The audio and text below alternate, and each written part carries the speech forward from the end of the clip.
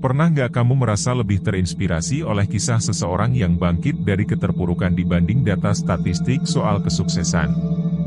Itu karena otak kita secara alami lebih terhubung dengan cerita dibandingkan dengan angka atau fakta kering. Manusia adalah makhluk yang hidup dari narasi. Dari zaman purba hingga era digital, kita belajar, terhubung, dan membentuk makna lewat cerita, bukan tabel atau grafik. Saat mendengar sebuah cerita, bukan hanya bagian bahasa di otak kita yang aktif, tapi juga bagian motorik, emosional, bahkan sensorik. Artinya, kita merasakan cerita itu, bukan cuma memahami secara logika. Inilah mengapa sebuah kisah sedih bisa membuat kita menangis, sementara laporan tahunan yang penuh data hanya membuat kita menguap.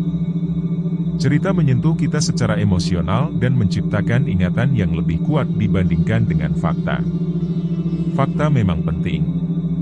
Tapi tanpa konteks naratif, otak kita sering mengabaikannya. Sebaliknya, satu cerita emosional bisa mengalahkan ribuan data akurat. Kita bisa melihat contohnya dalam media.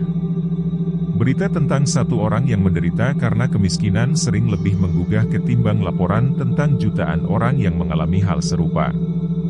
Karena cerita itu punya wajah, punya suara, dan punya konflik yang bisa kita pahami. Inilah yang menjelaskan kenapa kita sering salah paham soal dunia. Kita membentuk opini bukan dari data, tapi dari kisah yang kita dengar berulang-ulang. Ketika narasi itu kuat dan emosional, kita percaya, meskipun bertentangan dengan bukti. Dan inilah kekuatan, dan sekaligus bahayanya, cerita, ia bisa membentuk keyakinan kita lebih kuat daripada fakta. Lalu bagaimana solusinya? Bukan berarti kita harus menolak cerita, tapi kita perlu sadar bahwa cerita bukanlah kebenaran mutlak. Kita bisa belajar memadukan cerita dengan fakta. Saat membaca narasi, ajukan pertanyaan, apakah ini mewakili keseluruhan realitas? Apakah ada data yang mendukung atau justru membantahnya?